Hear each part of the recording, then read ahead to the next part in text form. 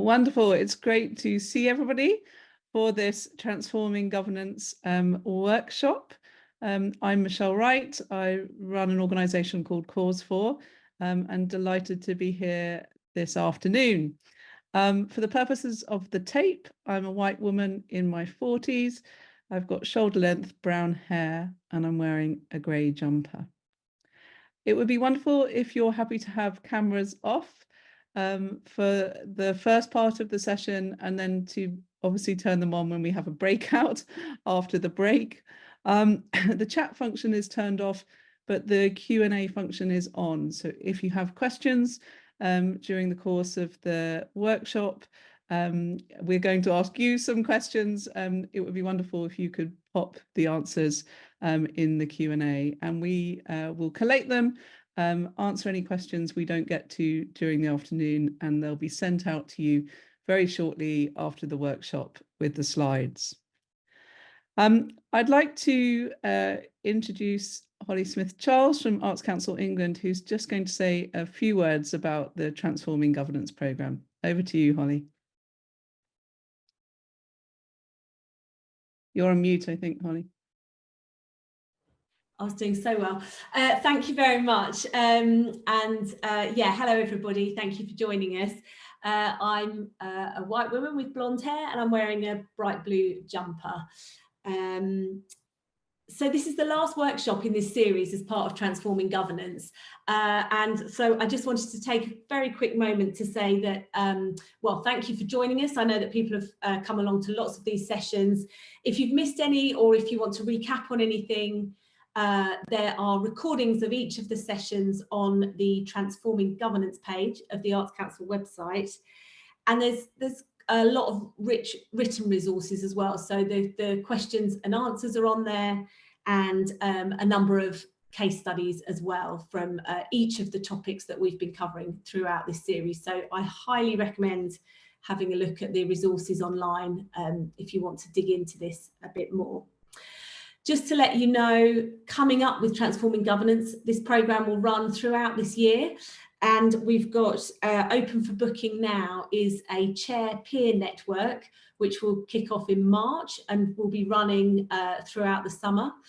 And we're supporting Lincoln Arts Centre, who are part of the University of Lincoln, and they are running an event, and it's quite targeted. It's specifically for organisations who are receiving Arts Council National Portfolio funding, but who also sit within an accountable body, so a university or a local authority. So that might be arts centres, libraries, museums, and we're hosting a one-day event in May to look at the particular governance opportunities and challenges for organisations there.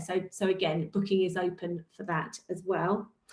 And then just finally, I wanted to flag that, again, on our website, you can find more information about Julie's Bicycle, who are running a programme around environmental champions on boards. So if that's a topic that you're particularly looking into, do have a look at that as well.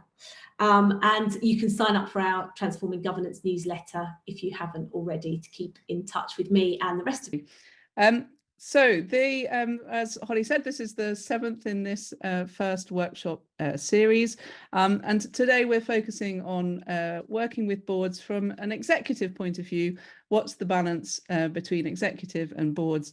What goes wrong? How can we resolve it? All the things that I'm sure we're very familiar with. We'll have a break after about 50 minutes, and then there's a chance to work together in a breakout on a particular scenario that we've covered in this bit of content.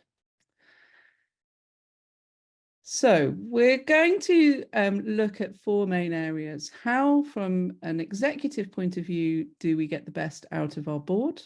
What does effective board and staff collaboration look like? What do we mean by organisational culture? How is it informed by boards? How is it formed by executive? How can we work together on creating a culture that actually works for the organisation and helps move it forward? And how do we think about overcoming any relational challenges, of which in any board organisation, there will definitely be moments where it feels less good, where there's direct conflict, where there are particular issues. I just want to very quickly remind on the Arts Council England Board requirements and sort of where we're coming from, the springboard for this. So given the scale of public funding we're putting into the national portfolio, especially important, we're confident that we're investing in well-run organisations. One of the characteristics of a well-run organisation is that it has a board or oversight group that's independent of the executive and can take responsibility for ensuring efficient and effective delivery. For organisations without a traditional governance structure or not a charitable structure, Arts Council requires some form of oversight group is formed. This could be a small advisory group, steering committee, or subcommittee. The board or oversight group must have the following minimum responsibilities and authorities. So to be independent of the executive leadership of the national portfolio organisation, to have in either direct or delegated form, and we're going to explore that a bit later, responsibility for oversight of the national portfolio funding agreement, to meet regularly, at least 4 times a year, with the executive leadership to review progress on the funding agreement, to receive and review regular reports on progress against that funding agreement and ensure that reports are forwarded to Arts Council on time, and to meet and communicate directly with the Arts Council independent of the executive if required. So those are our minimum requirements, minimum responsibilities for those of us in receipt of Arts Council funding. Now, achieving this good balance between boards and executive is really challenging at times, isn't it? I mean, ideally, as in the picture, which shows a seesaw, which is balanced with a game of ping pong, where board and staff are in perfect harmony, batting things back to each other. In practice, it's quite rare that we feel like this. We will have moments where it feels that the board and executive are certainly not in balance, that one or other of those groups is having to take more responsibility. There may be direct conflict or dissonance. And it's incredibly common, especially in charitable boards or any type of board oversight committee, that we have this dissonance. And we have to determine what is good challenge, what is healthy challenge, and what is less good and less helpful in moving our organisation forward. So these are 2 direct quotes which I'll read out, one from the perspective of an executive and one from the perspective of a trustee. And in all the work I do with boards, this is the most common kind of utterance. This is the most common thing that we hear from each of those two parties. So starting with the executive, my trustees frustrate the hell out of me. We put in huge effort into producing our board papers, and I seriously wonder if they even read them. They're second guessing me and my team on a continuous basis. They haven't a strategic bone in their bodies, and to be quite honest, other than their oversight role, I seriously question if they add any value to me, my team, and this organisation. Sometimes we get the feeling that boards are a necessary evil. There's something to be managed. We need to just get on. And the boards are holding us back. They're frustrating our process. And often we'll come across really quite low expectations of boards and their effectiveness. On the other side, from the board side, what I hear quite often is something like this. So I want to be helpful, but I have no idea how. The executive team don't seem to understand the role of our boards. We get a long list of achievements from them, but no real idea of what would make a difference or what support they really need. So very common kind of issue of dissonance that the board, the executive team is very frustrated with the board, don't think they're doing enough, don't think they understand, not being particularly helpful. And boards that really do want to be helpful, but don't know how to make that contribution. Often they might attend board meetings and be given, a list of 10 things that they could help with or get involved with, but nothing direct or specific where they can support the organisation to move forward. What causes tension, particularly between boards and executives? Well, we have quite a long list. I think often there are unclear expectations of the relationship from both sides. There isn't a great public understanding of what being a trustee actually is, what a board member involves. I ran a workshop with a theatre company recently, and we got to the afternoon, and a member of the box office staff turned to trustees and said, "You keep talking about trustees, but I have no idea who you are and what you do." And I was like, well, hats off. You've just articulated that, because the theatre for the first time had tried to bring everybody together, but actually there was a low level of understanding in what the board's role was. And this particular member of staff had never been introduced to a board member before. We get breakdowns in communication, lack of trust, because we don't sometimes have great communication. There might be a lack of support or scrutiny. You know, what's the board's role in scrutiny? What do the executive really want and really need to help them move forward? Sometimes we might get a crossover in each other's roles. Lack of clarity about who's doing what and what the responsibilities are. Not anticipating issues or making difficult decisions too late. In the very kind of complex, difficult, pressurized economic environment that we're operating in at the moment, this is a real challenge. Many organizations concerned, frustrated, because they know the boards will need to make difficult decisions, but perhaps don't have the capacity or the speed to be able to make them fast enough. And that is an organization that might be facing very real and urgent financial pressures. Not sharing information or keeping each other informed is a very real issue. Not involving each other in crucial decisions. You know, ideally we need a partnership. The responsibility of any board is to try and make decisions that are in the best interests of the organization as effectively as possible. And an indecisive board, which can be so frustrating and difficult for executive to manage. You know, we need to get on, we need to make decisions, we need a way forward.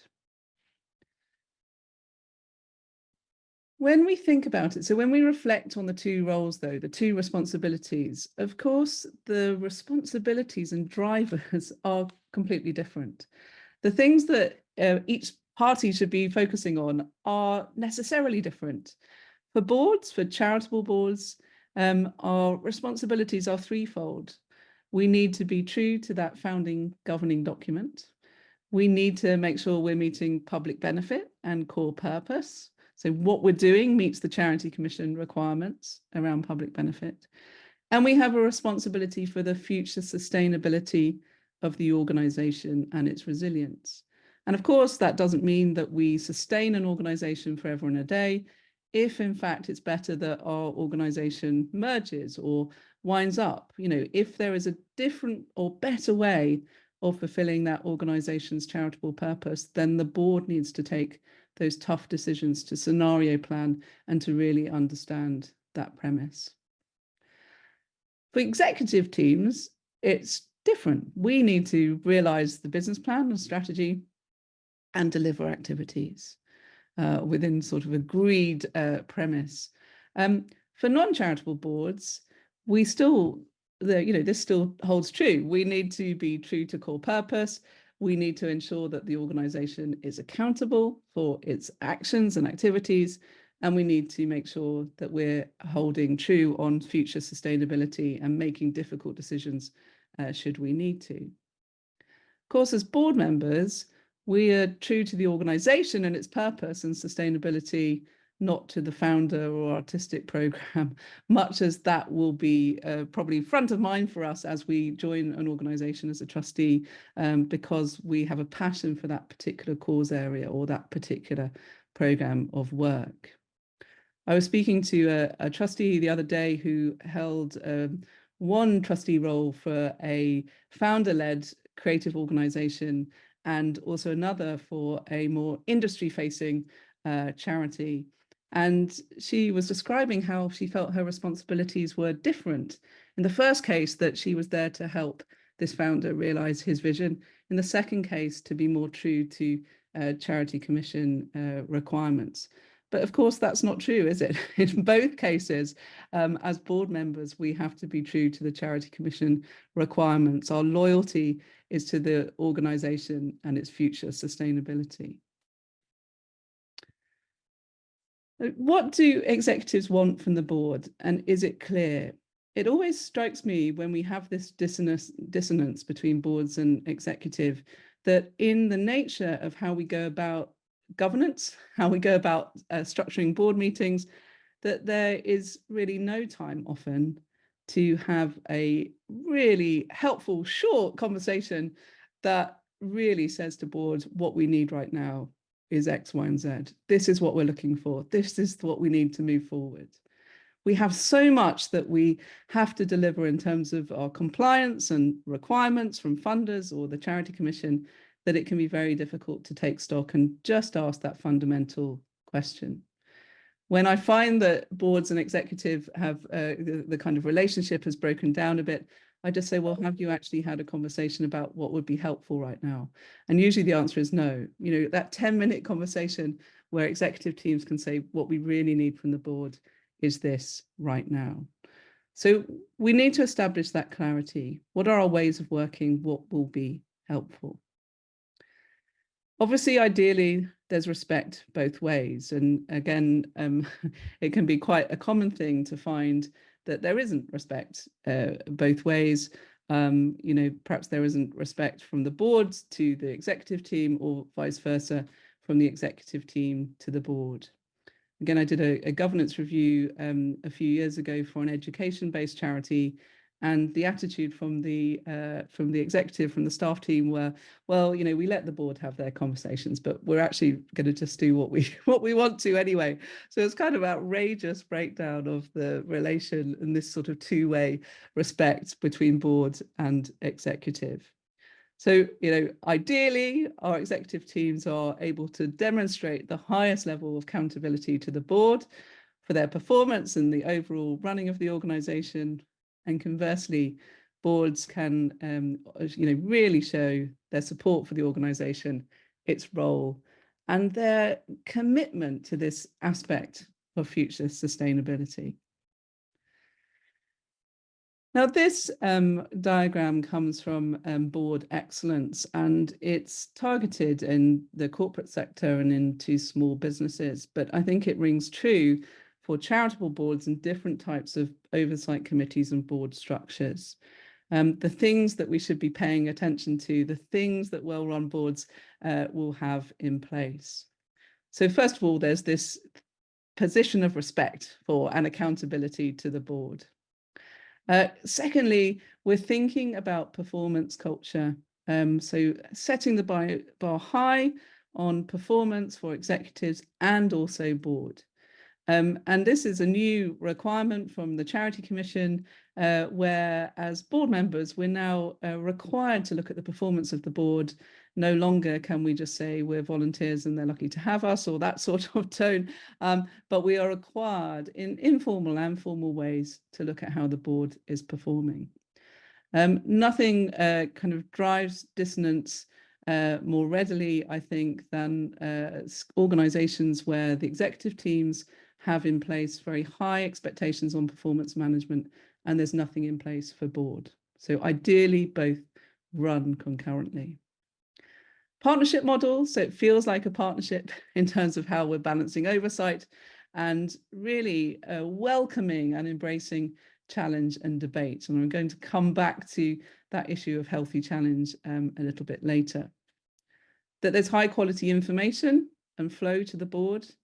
One of the worst things from my experience of being a board member is that we hold as volunteers all the responsibilities, certainly as charitable trustees, but we're wholly reliant on our executive teams to give us information that will allow us to make good enough decisions. Again, if that quality of information isn't in place, isn't discussed, then we can run into dissonance and disengagement. We need to partner on board and creation of strategy, another area that I'll come back to in a moment. That's our kind of ideal. that there are systems when we run into crisis, and that we know that board is able to respond and make decisions, and that we have plans around particular aspects of crisis management, and that together we're thinking about culture, ethics, and behaviours, again, an aspect that I'll come back to. And right at the bottom of this particular diagram, it says for board members, or NEDs in this case, to bring their independence and A game, and replacing them if not. I mean, this curation of the board, the skills, the qualities, the energy, the time that we have is essential, isn't it? If somebody is not engaged, not contributing, then we need to be able to refresh that board, because boards are like any teams. We want a combination of retaining knowledge and expertise and information about that organization and bringing in new ideas and energy. I think it's useful sometimes to think about the asset-based approach to boards. Quite often, if I'm coaching chief executives, I will absolutely find this kind of attitude of the board's a necessary evil, the board's a kind of slight annoyance to me, something that is frustrating, something I need to try and manage so I can just get on. So quite useful there to turn that dynamic on its head. You know, how do we curate board process to bring out the best of this asset? What are we thinking about? You know, what is meaning right now that we don't have ideal board engagement? What's going wrong? What's stopping our process? I quite often come back to this particular piece of research, and it looks slightly kind of complicated on the screen, but is really sort of simple in practice. So this comes from a research paper called Governance as Leadership. And it says that boards operate in 3 main modes. So we have our operational mode, or what I refer to as compliance mode. We have things that, whether we're a charity board or a different type of board, that we have to fulfill for the Charity Commission or our funders. We have to do those things. So we have to give attention to those areas in board meetings. But this research says that 95% of boards never get out of that mode. So you'll turn up at a board meeting and you will be taken through really rather a dreary set of 3 hours of compliance. Not great for engagement, though vital in some ways. The second area is our strategic mode. And this is how we work together in partnership to create that strategy, to engage in strategy for the sustainable position, long-term future of our organization. And the third area they call generative or expressive modes, but I interpret this as our monitoring and evaluation. How do we know that strategy is being successful? How do we know we're on the right path? What impact are we having as as a charity, and what are we measuring, as a board? If we can roughly structure our board meetings so that we have a third of our time allocated to each of these areas, we can transform the level of discussion, engagement, and kind of asset use of our boards, because we start to properly engage conversation around strategy and the oversight of strategy, our monitoring and evaluation, what we're paying attention to. Why are we here? When board members have minimal opportunity for meaningful input beyond that aspect of compliance, they lose interest, pull away, and stop contributing energy, ideas, etc. And often we see this if you've gone out as an organization to welcome and bring in some new ideas on communications, or an expert on strategy or a particular area, and then that trustee is never asked to engage in those areas, and they just end up going through 95% of compliance, then inevitably we lose some of that engagement. And that disinterest then possibly means that the chief executive or equivalent position is more likely to act alone, to just be getting on with things because they need to drive things forward. Ideally, we've got to create these inclusive planning processes. Often we don't, because they take more time. Sometimes we're so time poor that we just don't have that ability to be able to work together or think that through in terms of strategy. And I rather like this quote of, you can't build an airplane while you're flying. So, you know, we need the board to build around us to be able to support that long-term sustainable position of the organisation. Who leads strategy, trustees or executive? Really interesting question in itself. For those of you in charitable structures, of course, the Charity Commission will say that trustees have responsibility for the strategic direction of the organisation. That doesn't mean, of course, either that we can't have executive-led strategy processes with boards providing critical insight, but the trustees should be in charge of the process by which that strategy is going to be developed. Ideally, we create the strategy together. Can be time consuming, less efficient, but for sure, if we're going to get good engagement from board members, that's at the heart of working together, of us really trying to see a way through to the best position possible. And, you know, often charities will present a rosy picture to their board or sweep challenges under the rug. Good governance, again, needs to sit right in the middle of that. What are the key issues? What are the critical challenges? How do we work through them? How do we address them together? We can quickly see boards develop cultures that are less than helpful. And like any organizational culture, they can be very difficult to break once established. So we sometimes might see a kind of tick box board. So a board really that is just waving through what the executive want to achieve, not really paying much attention to critical challenge or input. We can also see micromanaging boards, so boards that are at the opposite end of the extreme, that are really adopting a kind of executive function, disempowering staff, really not clear on roles and responsibilities. And often that culture can develop when an organisation has been through a really pressurised time or has been on a kind of financial cliff edge, and the board for a period of time have had to step in and operate in a more executive capacity. But we have to recognise that that's for a time-limited period, and then normal or more normal governance process needs to resume. And then we get the divided board, and I think we can see this quite often, or occasionally certainly, in arts, culture and heritage organisations. And this is where particular trustees are very, very zoned in one particular area. So it might be the artistic programme, for example, or it could be around finance or you know, a different area, but not seeing the whole position.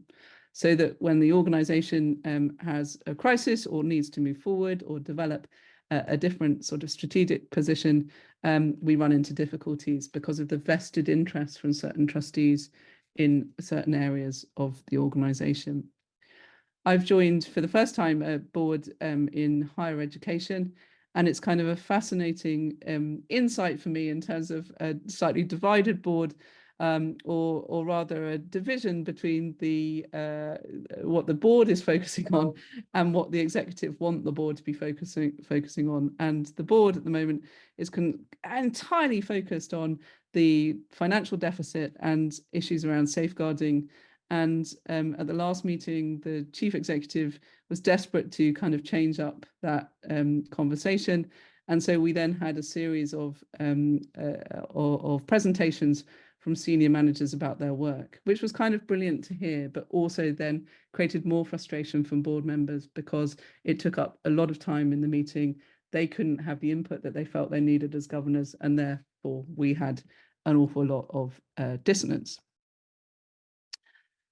So really well run boards that are able to manage some of these issues well, and they're difficult for sure, have very clearly established delegated authority. So I think often it feels so kind of obvious to us what are governance responsibilities and what are management responsibilities. But in practice, especially when we're facing multiple pressures, these lines can get rather blurred. So for boards, we're thinking about how we make decisions, allocate resources, achieve results, and hold the organization accountable. For management, we want to create space and support so that they can get on and run the organization. The first point is that the board understands that some decisions are reserved to the board. And I know, again, that might sound incredibly basic and simplistic, but goodness, so many trustees go into board meetings not clear what they're being asked to make decisions on, or indeed they go through meetings and they're not clear if they have made any decisions. Certain things like remuneration of staff or inviting other trustees to join the board, board-only decisions, really important that we go into board meetings understanding what decisions the board is being able to make. And our agendas should be structured in that way. If we have a chief executive or equivalent position, of course, that person has been employed to be able to do a particular job. As board members, we need to be able to support that job, be able to effectively support decisions so that the organisation can move forward efficiently and effectively. But where it breaks down if delegated authority isn't in place is this third point, where because of the nature of boards and paid executive, so volunteer boards and paid executive, we're entirely reliant as board members, as I said, on a paid executive to be providing information of good enough quality to effectively make decisions. So we need that chief executive role to escalate high risk or high impact issues for the timely attention and consideration of the board.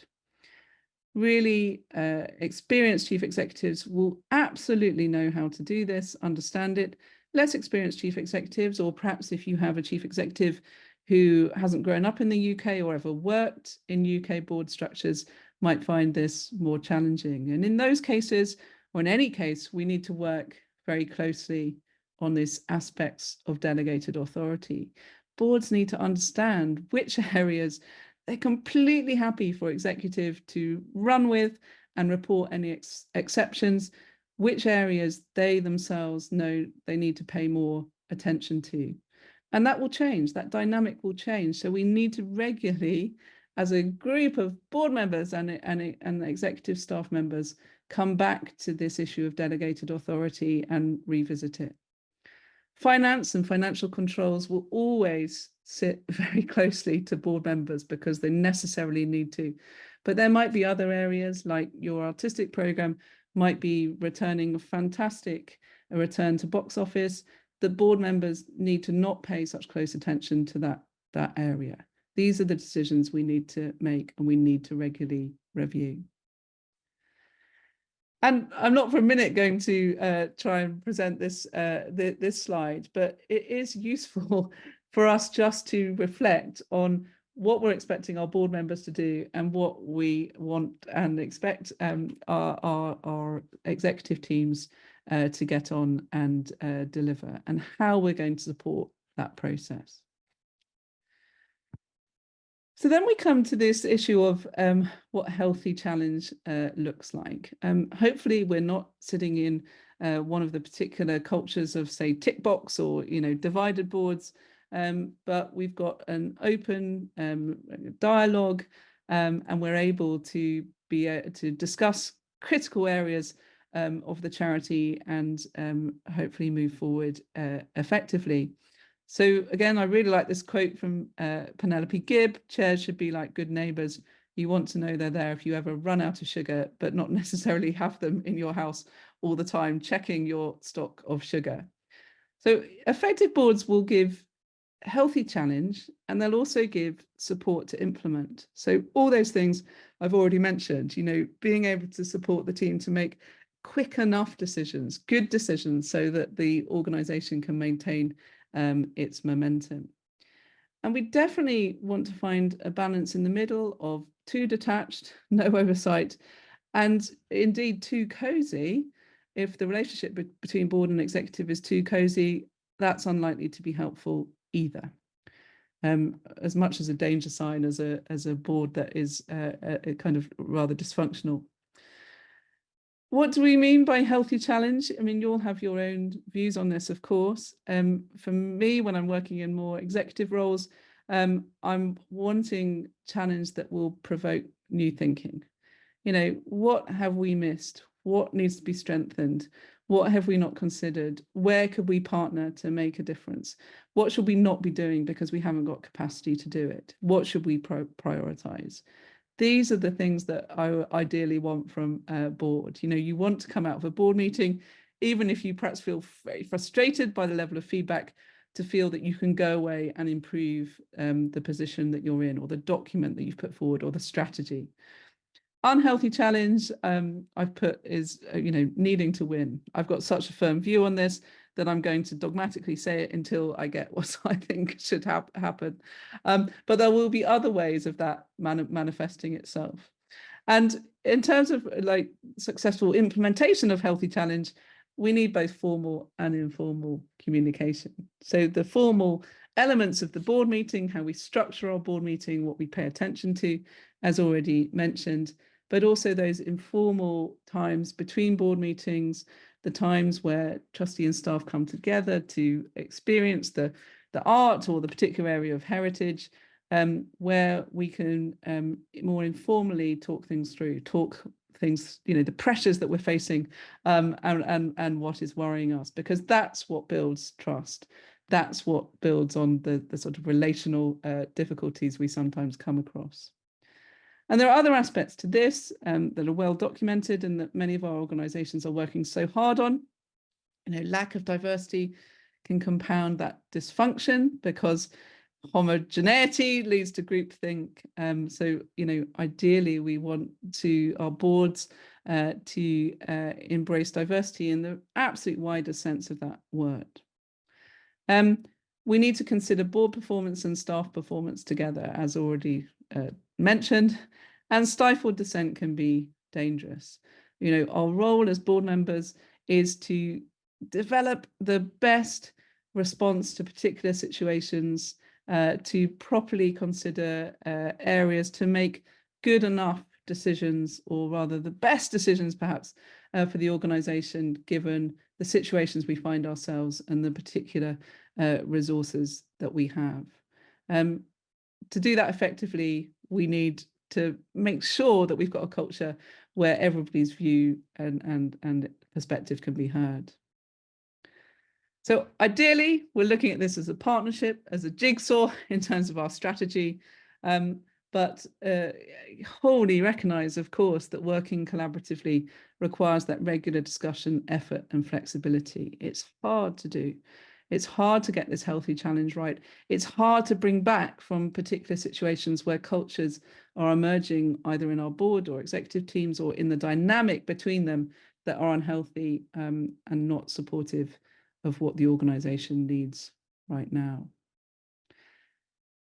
Certainly in charitable structures, not so much obviously in other structures, the board holds line management responsibility for paid staff.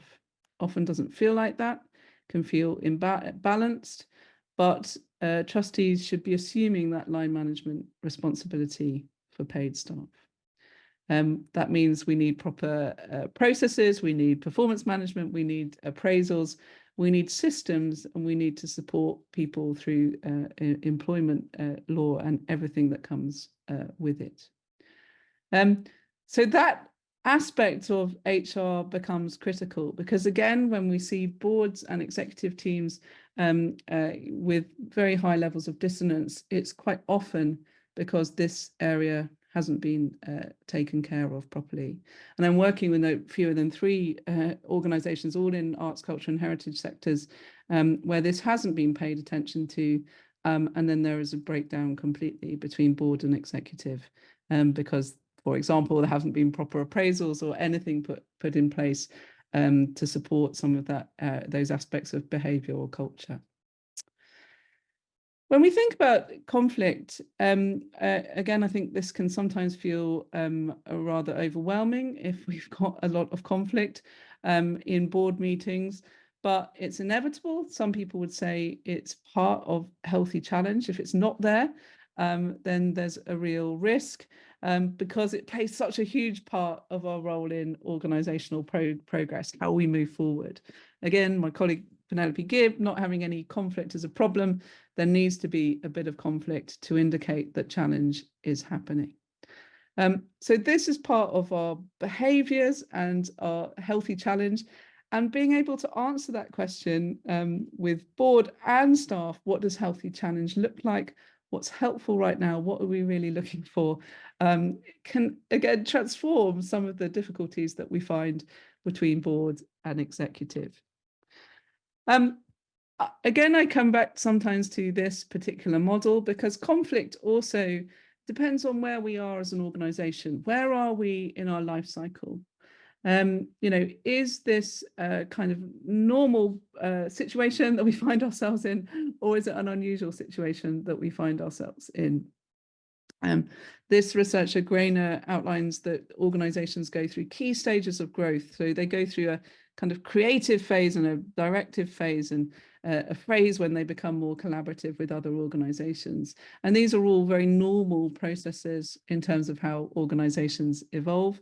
But conversely, there are stages of crisis, which again is a normal pattern of organisations and how they evolve. So there may well be crisis of leadership, lots in terms of when organisations grow that you see they put in more process and bureaucracy and red tape, and then they subsequently have to get rid of it because the organisation can't breathe or move forward. But this last point, it talks about the psychological saturation of employees who grow emotionally and physically exhausted from the intensity of teamwork and the heavy pressure for innovative solutions. Well, in the last 3 or 4 years that we've been through, of course, many of our organisations are facing this very acutely, but also trustee boards are as well in some circumstances. So we need to understand that. We need to understand whether we need to refresh trustee boards.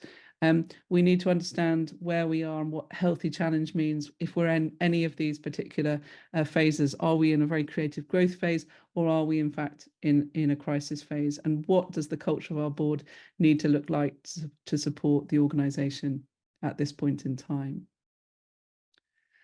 And then there's the aspect of how board works best with other members of the senior management team. So invariably, there'll be a close working relationship with a chief executive or equivalent position. Some governing documents will say that all senior managers should be part of board meetings. Some will have a close relationship with trustees that hold their particular expertise in their area, for example, in marketing. But we need to think this through also very carefully. Is it helpful for senior managers to always be present at board meetings? Does that contribute, and is it helpful to the board discussion? Is it better if they present in their particular area? The chair should have some availability and be present for people that are not just the chief executive, obviously, and what informal processes can we put in place so that we build that trust that I mentioned earlier, so that we are able to talk more informally about the good things that are happening within the organisation and also the challenges. So that might be simple things like, coffee informally for everybody before a board meeting, or chances for board and staff to attend events together, that sort of thing. But we need to be conscious of this and the dynamic, and again, what role it plays in moving the organisation forward effectively. And then I mentioned the kind of HR employment aspects. So important that we have these in place, that they're regularly updated, that they respond to quite a fast changing picture in terms of employment law. But of course, they just help us in terms of managing conflict. So we need those key documents of performance management, disciplinary grievance. What happens if the chair is involved in managing dispute? What happens if that dispute is against the chair? We need these things absolutely clear, crystal clear, and regularly updated. And then just finally, before we have a break, I wanted to think about and touch on organizational culture, because we have so much that we're paying attention to in terms of our compliance. As already said, yet another thing to think about is the culture that we're setting within the board and how it impacts on the organization overall. So by organizational culture, I'm thinking of, the way we do things around here is the classic phrase that we sometimes hear about organizational culture. How does this organization conduct its activities, treat its employees, customers, audiences, and the wider community? We can spot culture as soon as we interact with an organization. And if we walk into an organization, within 30 seconds, we can get a sense of what it's like to work in that organization. We know if we're welcomed, we know, how people feel about being in their jobs, those sorts of things. So as board members, it's so important that we work with executive to explore this, to think about the tone that we're setting. And again, in our role of healthy challenge, what cultures are we trying to support so that we can be as effective as possible in that decision-making role? So some of the things that kind of really count in the setting of organizational culture are the 4 areas around this wheel, this slide. So firstly, mission, or vision, mission, values. How aligned is everybody to those principles? Do we know where we're going? Are we all working to a particular goal? The second area is around our consistency of systems, structures, and processes. This is around building trust. Organizations that very often reinvent themselves are very difficult to be able to connect with. If we are, for example, visiting the National Trust, we're expecting that we're going to have a certain level of experience, that we will have a certain level of experience in the property that we're visiting, that we will be able to visit a cafe of a certain quality, those sorts of things. We shouldn't underestimate this consistency, because it's what builds that trust in our organization. People want safety, and they need to know that they kind of understand what they're buying into. The third area is around involvement. How much commitment have people got to this joint strategy? Are we able to realize it? Do we all believe in it? Have we all been involved in creating it? How engaged are we? And then the fourth area is our flexibility, our adaptability right at the moment in terms of what we're facing in the wider environment. How are we able to respond to the competing pressures that we have, some expected and anticipated, and others less so? How flexible are we able to be in terms of how we respond? So that cultural aspect obviously embeds the tone of our board, the board meetings, and the challenge that we might bring to particular strategies or ways forward, the decisions that we might make. Obviously, there will be issues and difficulties along the way, and sometimes we will have to recalibrate and reset our systems and processes. So we may have to reset if there's been a complaint, could be against a board member or a member of staff, if someone's behavior is causing challenges for others, if there are consistent challenges in terms of how we work together, or we can't break a culture or way of operating that we know is a problem.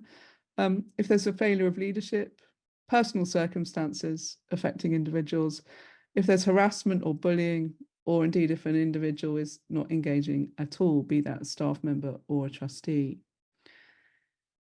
We've got particular approaches. I'm going to say this is the need that we have a proper embedded structure for performance management and grievance, etc., as already mentioned. But, for board members, we often really only have informal processes to be able to resolve issues.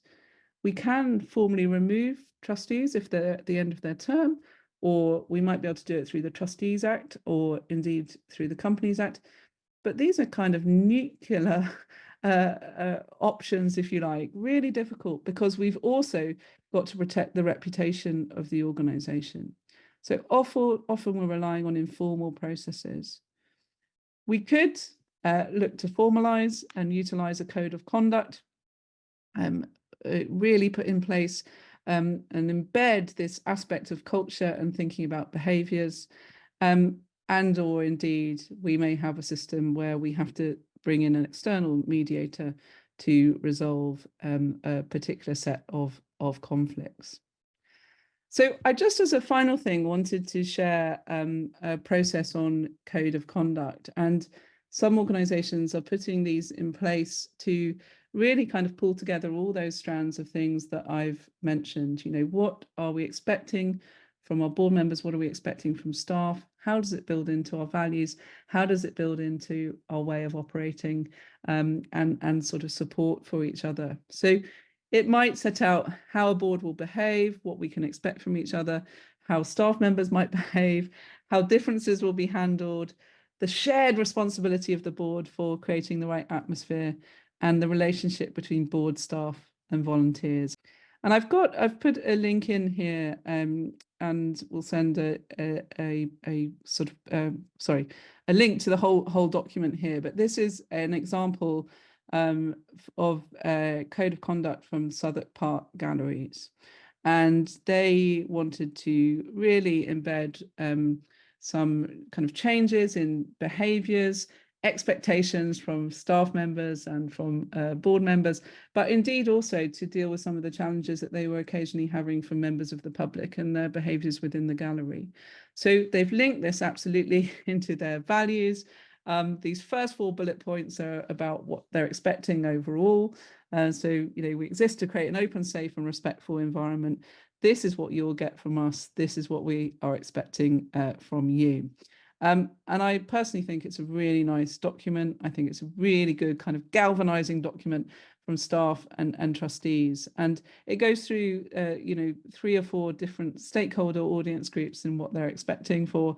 And I've just copied the trustees bit here for you to have a look at. So the trustees will agree. They've all signed up to follow Charity Commission guidance at all times, the 7 Nolan principles of public life, to steer the charity's vision, mission and values, treat others with respect, fairness and dignity. And all this is, you know, a result of really good discussion, be careful in their use of language, oversee the charity in a strategic manner, make sure policies and procedures are up to date, respect the privacy of all individuals, be careful in the use of assets and property, and avoid conflicts of interest and any activities. So I say there's a staff aspect of this, volunteering aspect of this, and I will copy it for those of you that are interested, because I think it's a really kind of positive way to bring forward and think about behaviours and expectations between staff, trustees and other audiences. Great, I'm going to stop there. We're going to have a break now. So if you've got any questions, please pop them in the chat. But if we could have a 10-minute break and be back at 3:05, then we're going to go into a breakout to explore some of these things. So look forward to seeing you then. Fantastic. So we'd like to, in small groups, for you to explore this aspect of culture. You know, where have you seen great examples of good organizational culture between board and executive? How do boards influence that culture, both positively and negatively? And what are some effective ways of improving culture through boards and executive working together? What have you experienced? What's worked well? What could work well? And we'd love each group to afterwards post 2 to 3 summary points in the Q&A once you come back. We've just got over 15 minutes for this, so we've got about 18 minutes exactly. And this slide, because there's quite a lot on it, has been posted in the chat, so you should have access to it in the breakout rooms. So hopefully that's all okay. You should receive a invite any moment to join a room, and hope you have a great conversation. Look forward to seeing you shortly. Welcome back, everybody. I think that's everybody back from the breakout rooms. It would be wonderful if you could, as the slide says, post, somebody from each group could post your reflections on that session, you know, 2 or 3 key points. What we'll do is collate them. You'll be able to see them right now. But after the session today, we'll send the slides and all the responses, questions and answers, and also this summary as well, which hopefully will be useful. So if you could please spend just a few minutes jotting down the summary of your discussions, that would be fantastic. Fantastic. So once those summaries are there, that concludes this afternoon's session. Thank you so much for being part of it. As I say, we look forward to circulating slides, getting your feedback in the whole series of these workshops. And also Arts Council, I know, will be communicating the next steps in this much wider programme on governance. But thanks, everyone. If you need to dash off, that's no problem. We look forward to staying in touch, and to say thank you so much for being part of this afternoon session. Have a good evening, everybody. Hopefully see you again soon. Cheerio.